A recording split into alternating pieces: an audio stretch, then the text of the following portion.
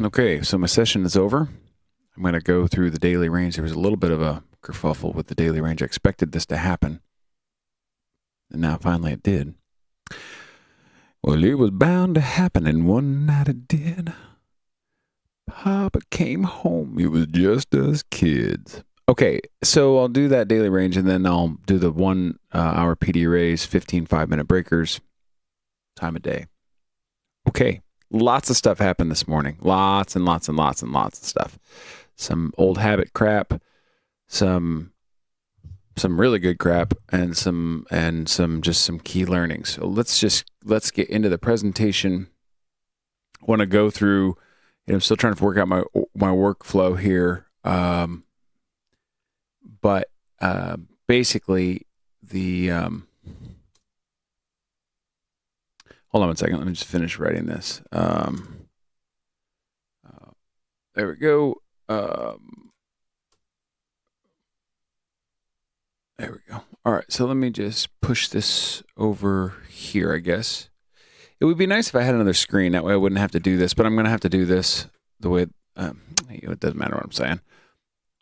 All right. So we don't have a weekly template yet. Tuesday can be a high of week. Monday didn't really do anything. We're in an overall daily, weekly, monthly trend higher. So trying to call the top is a little bit foolish. There were other signals that you can get during the week that sometimes will tell you that you're going to see a high on a Wednesday or something like that. There's ways of seeing that aren't easy to articulate, without looking at a chart. And I don't have one prepared, so I'll just say that it's Tuesday, and Monday was a trend kind of day, which means Tuesday should either chop or it should be a turning point day. I'll explain kind of my logic and everything I chose to do. We took out the yesterday PM session high and the London session high. So it immediately rang to me is like, oh, this could be a turning point higher. However, we did all of that in discount or right at equilibrium of the daily range. So I think that was a confusing signal for me. That was like having to balance out which piece of information am I going to prioritize, as we talked about yesterday. That and that's a difficulty for me. So like which one should I prioritize? And I think, as I've said, in my system, bias 100%, bazillion percent is the number one error that I make is that I flip bias without a good reason to do it, or without effectively weighing out all the facts. Usually when I look back, I go, you know what? There really wasn't enough information to go to the other side. It was just usually this low time piece of information that I biased as most important, okay? And usually when that happens, there's an urgency. There's this like, oh, I got to get in now. I have to. The move is going to be fast, and it's going to be now. And if I don't prioritize this low time frame piece of information, then there's no way to be a part of it. And of course, that can happen. But that's not a way. That's not a system you can build anything on. You can't repeat that. You know that. So that's good that you're recognizing that. So the short-term bias is long. Really, it is. I was kind of thinking it might be short, but really it is. It's long from discount in the daily range. As you look at the PD arrays, it's long, and this may be a little bit of a long, lengthy video as I try and explain why it has to be long, what makes it long, and where we're going in terms of the draw higher, and then the fact that risk flows were undecided coming into Tuesday. So the observations, and I'm just going to work through this, and then I'm going to go through the charts. So when I work through this is just going to be the sort of the historical record, but then I'm also going to work through the bar by bar on, not necessarily bar by bar, but like sort of event by event in the charts. So the observations today was that the daily range was chosen based on the mid of the previous day and the fair value gap high. Now, interestingly, I changed that. So I said the fair value gap high is untouched, whereas the low is being painted over by the current price. And I moved the low up to the next logical printed discount array, which was actually the mid of the previous day. Now, that's an interesting thing because it is the start of a fair value gap, but it is not printed. So it's not a printed PD array. So I was so instead of using that, so think about that. You have 3 days, and you have a fair value gap printing, but it's not, that third day is not done, so it may not end up being, may get painted over. There is a gap there, but it may end up just getting painted over, so it's not a respected PD array. So I said, okay, well, I'll take the mid of the next day. But then as I looked again, I went and I was just like, I feel like you're making stuff up. Let's see if we can find something that's more consistent. I looked again and I see that there's a daily order block just a bit lower, and I elected to use that to see how it pans out. So I used the fair value gap high on the daily, and then, which was untouched. The fair value gap low was being painted over, and then I used an order block that was to the left and lower that was untouched relative to where we are. And here's the visual of that. So originally I was thinking, okay, I'll take the mid of this day, which coincided with highs of day. And I was like, okay, that is a structural location, no question about it. But, and the next order block was right down here. But then as I looked to the left, I said, oh, well, there's one right there. We could use that. And since this area on today's range is painting over the low of the fair value gap that's here, I said, nah, you know what? Why don't we go ahead and go, this is the low and that is the high, and then we'll see what happens. And Monday was a big day. So today could be choppy in the morning, which it has been, and we expect the afternoon to actually do the work most likely. You never know that it's going to be, but if it starts to show signs that it is, then you can accept that most likely that's the conclusion. So on the 8:30 time frame, I must admit, I got a little silly in sort of expecting structure to hold. We had building permits, which was, not much news, but it's news. It was bullish conditions. There's building permits. Today is possible high of week, so I'm thinking about that. So I took a 1 hour inversion breaker and a 5-minute bearish breaker short, which, as you can see on the right-hand side, is that it sort of holds. The current logic on this short is that Monday ran higher, Tuesday ran higher. So I'm thinking, hey, whoa, this is fake out, fake out, breakout. But it can be, it cannot be. The hourly fair value gap is closed in, and every time frame is closing below the high of 16,972. So what I was looking at is you see that hourly fair value gap at 972.75. Everything is closing below that. So now, as bearish signals go, that is not the best bearish signal. That is that's an okay signal. It's kind of what it shows you is that fair value gap is holding it in. Now, it could be holding it in for time, or it could be holding it in because we're turning. We don't know the difference. We don't know which it was doing at this point. But we were respecting. We were reading. We were going, hey, that's important. Thus, when the news invalidated the 15-minute bullish breaker, which was for me high in premium, relative premium, not total premium on the day, I thought, that could be a turning point. So, and as I kind of explain this in a different point, I'm going to say, because it didn't go very far down, and it did create a bearish signal, then maybe that means we are going down so that we could go up, meaning go down like you're sucking the sellers, then pull up, suck in the early, I'm knock out the buyers, suck in the early sellers, knock out the early sellers, and then run lower down into the lower 15-minute breaker, but where it would actually, again, resume long. My bias had always stayed really long. I mean, unless something really changes dramatically on what you see on the 15-minute, which would mean that we would have to have broken the London session low, the bias stays long, right? So the discretion of, do you buy up in the top third of that range, or the middle third, or the bottom third, et cetera, et cetera. Again, these are things I have to point out to myself, because these are consistencies when the market does these kinds of things. So thus, when the news invalidated the 15-minute bullish breaker, the low time 5-minute bearish breaker, and the 1 hour bullish breaker location became an inversion, with the goal of getting to liquidity and the breakers below. The stop location of the 5-minute bearish breaker and entry, and the close of the PDA range. The stop location is the 5-minute breaker entry and the close of the PDA array above it. So you can see that I've got this right here. There's the entry. There's the stop. This does not hold.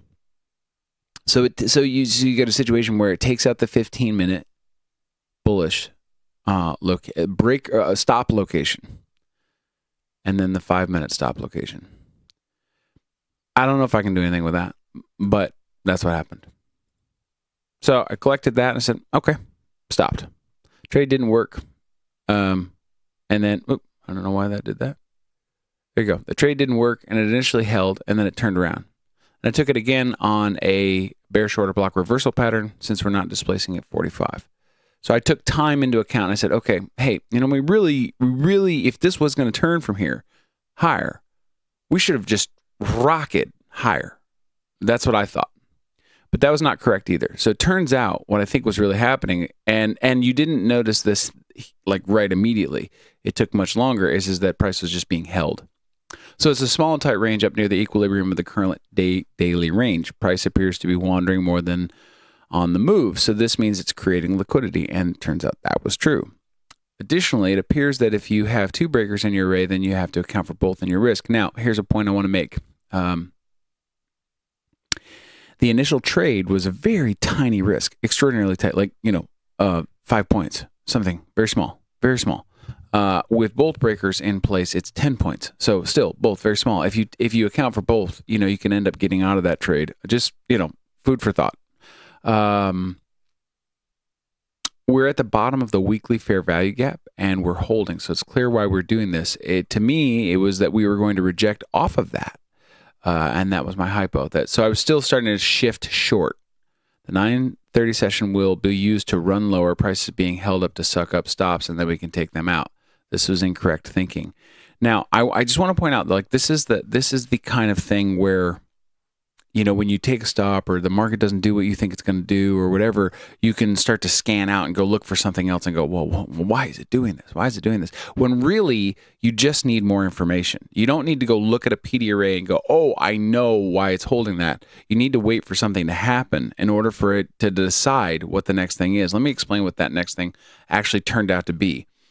So instead of taking the short, see what you did is you took the weekly thing and said, oh, it's holding, so we're going to take it. What you should have waited for is the 9:30 open, because what you see is this rip higher, which, you took short because you convinced yourself based on the PD array information and a few other pieces of closing information, which ultimately from location, it does not nest together, meaning if that's all in premium, great, but it's not. It's at equilibrium. So probably there's going to be a little bit of poking around or manipulation at equilibrium, right? Okay, so as you're doing this, think about what happens. If you wait for the 9:30, what happens here? You see this huge spring up immediately. And what that does is not only does it invalidate the short immediately in 1 minute, but also it's a displacement. So you see 1, 2, 3 tests lower and then rip higher. From where? From discount locations, from a bullish breaker that was already there, that had been re-enabled by this displacement higher on a choppy day.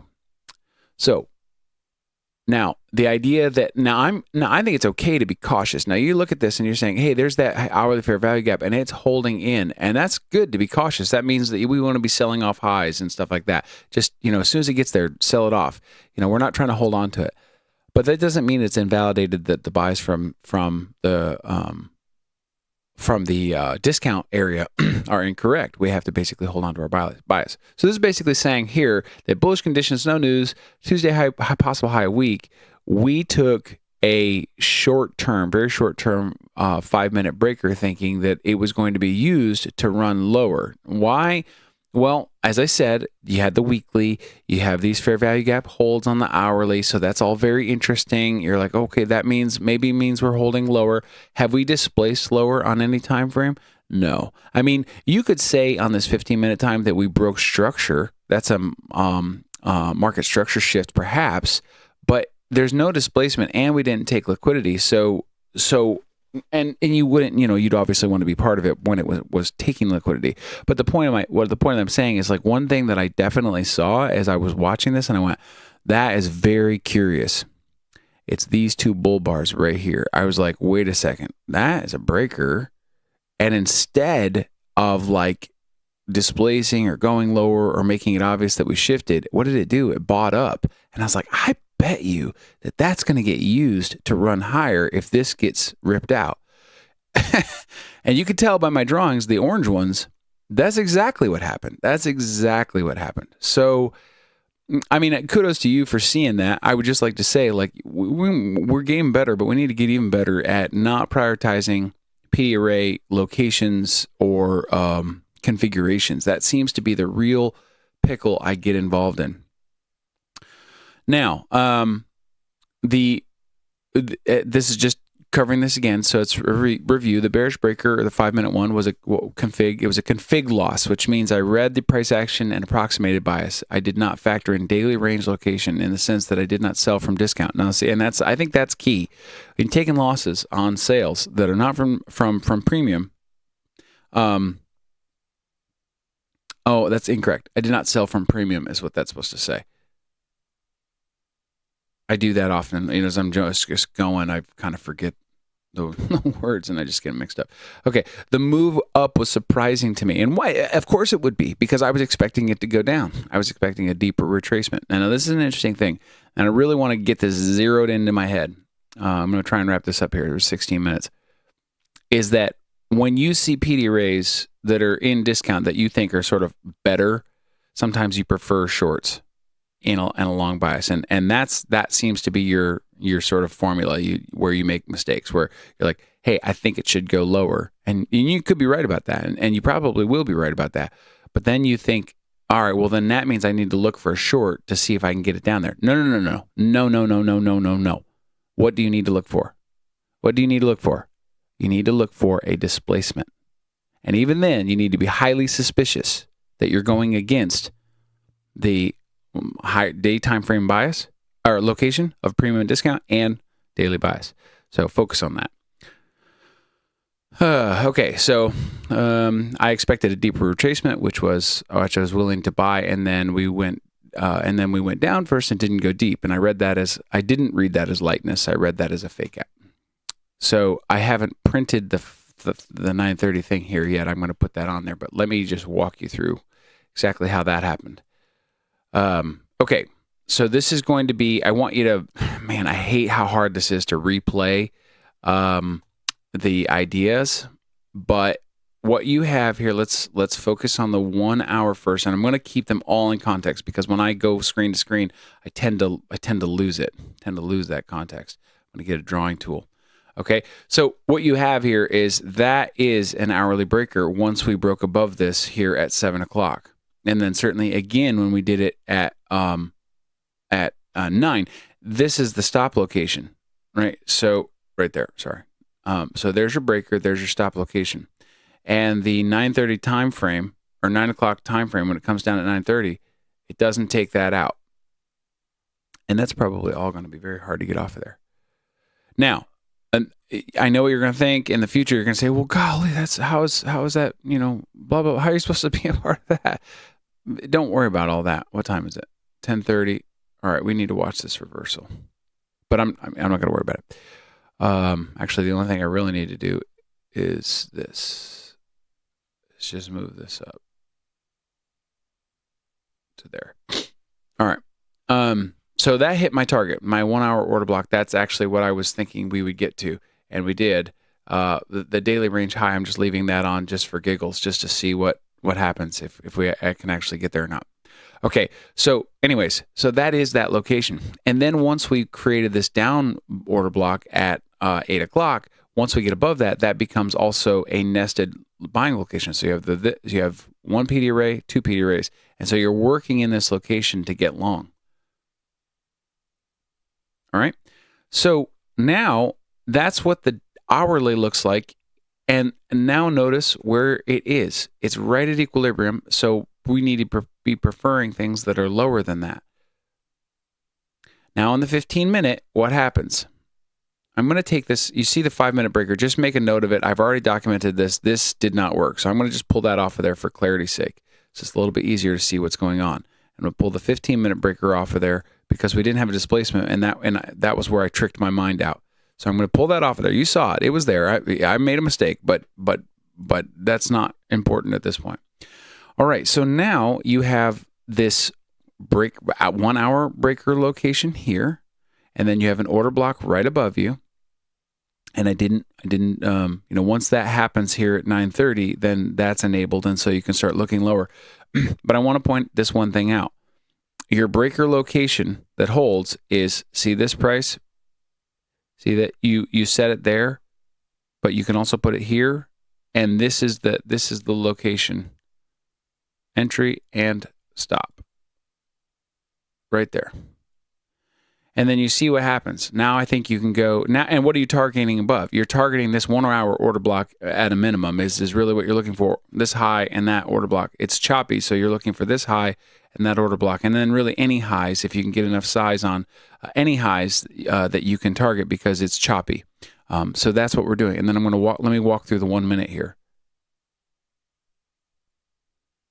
Okay.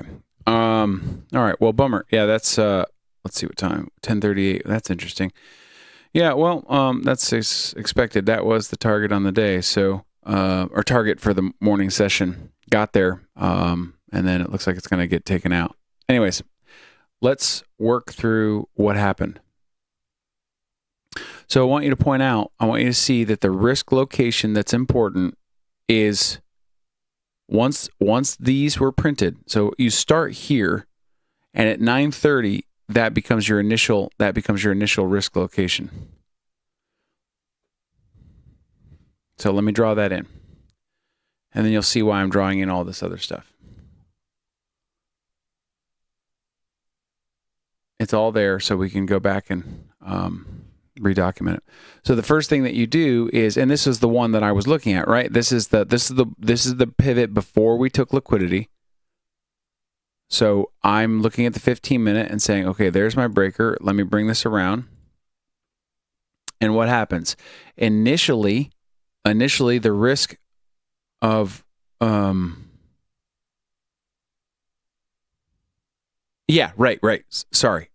Sorry. This took that out right there. So when we went down first, that's what enabled the short. That's what made me like, oh, we're going short. But then once we went up, once we ripped above it, the PD array changed, and we went from here to there. Okay. So what did I do? I went to my 5-minute. I said, where is the PD array?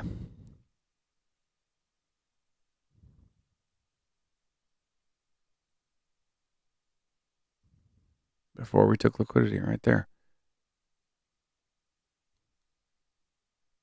And that's it right there. So there's two of them. I thought this one.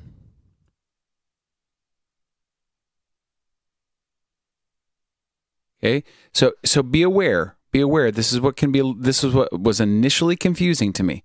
There's your 5-minute, and then you have another 5-minute right there. But the 15-minute stop out is right here. Now it's wonderful if the 5-minute holds. It's freaking wonderful if it does. But the 15-minute is what the thing is based on. 5 minutes just meant to mitigate risk. So let's go back to the 1 minute. And what do you see? Okay, so you have this rip out, and again, you have a choice. You're like, okay, well, I can manage it with risk. I can start at the very top, and but it's a really short risk. 64 to 59. That's nothing. That's 6 points. And then what's this one? 62 to 54. So it's 8 points. So between the two of them, we're almost 15 points. So you wait for this to come down and come back into your PD array, and then you're working this area here, and then you take that long, and that's exactly what I did. I took that long, and then once that came up like that, and we dove back in, I added in a little bit more here because we had made a new high, and it left this PD array right here. And as soon as it got back above that, I added it again, and I took off some more right there. And at 10 o'clock, it dove again. And I expected that. Now I expected it to be all the way over. So I actually how I managed this is that I got in and I scaled and managed, and then I added in and scaled and managed, and then I was expecting a 10 a.m. dive. That's exactly what I was expecting. So I managed my risk off. I pulled the risk off of the trade in the hopes that this would hold and that we would actually reverse higher, but it didn't. So then what happened is these arrays are still holding, and I noticed something very important. And that was that we took this little liquidity and then we bounced up. And I thought, I think I know what's happening here. You're not displacing lower. You've got every reason to, but you're not doing it. So what that tells me is that we're still going higher. We're still going to this higher time frame. So when I saw this bullish bar print here, take out a low, print back higher, and then bounce above it like that, I said, okay, if you close above this here, then I'm taking any push down into that. And so then I did. I bought here, and I bought a little more, and then we ran that all the way up, and then we ran all the way to the target. So the important thing, there's a couple of important things I want to call out. Number one, displacement is key. So first thing is location, second thing is bias, third thing is displacement. And we have to have all three: bias, location, displacement. We have to have all three. And that is what we have here. We're in discount. We have a bias long.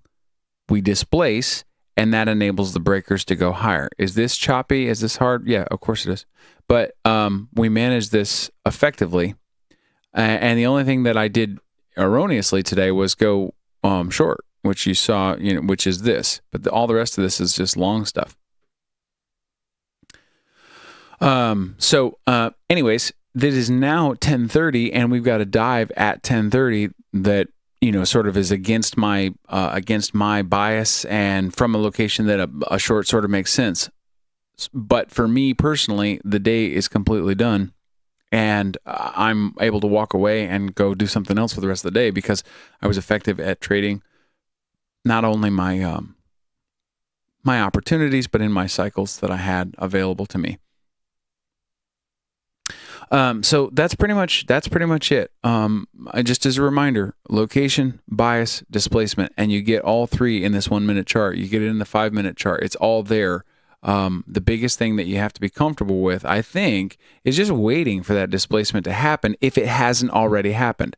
So that's an interesting thing. I just want to go back to that for one quick second, because you might be saying, well, why didn't we buy here? Why didn't we buy here? Because you get that test down. This is so you have your location, you have a liquidity break, and then that is a display. I mean, that is a displacement. But realistically, for me, the only trade is in a 1 hour time frame PD array with the breaker attached to it. It has to be there. And if you look at it 1 hour, look at where it comes down to.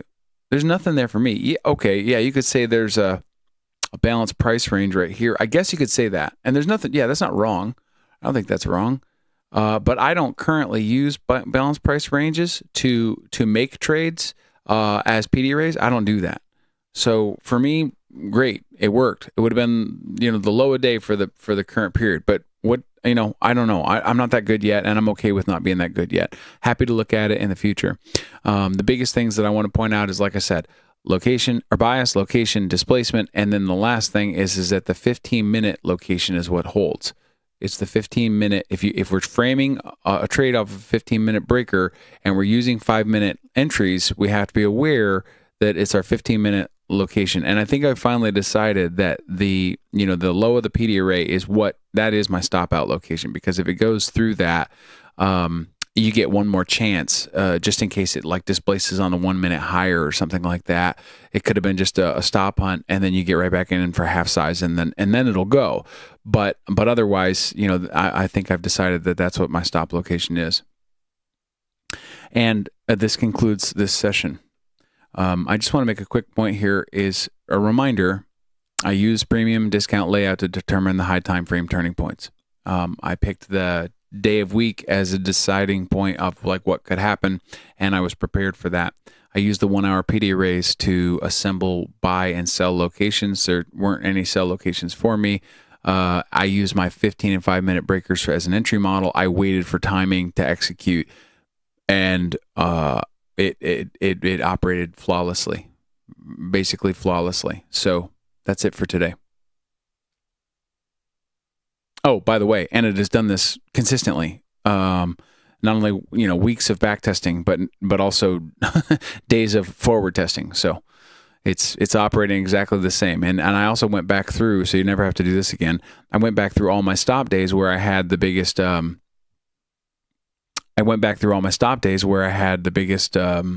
Drawdown, and sure enough, it was the inversion of everything I'm describing here.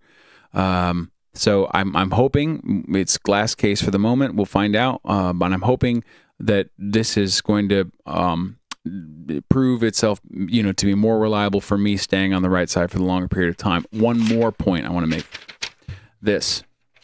I noticed something else this morning. I can't really there we go. Okay.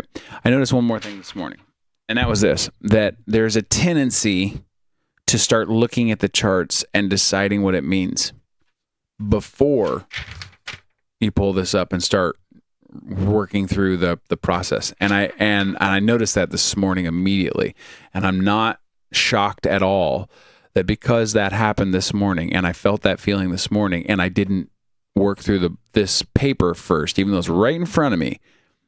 Because I didn't work through this paper first, I actually made a mistake this morning. So I'm going to talk to Nick about that and see if maybe that's the way we can work out a methodology, like kind of like a flight checklist. So, okay, that's it.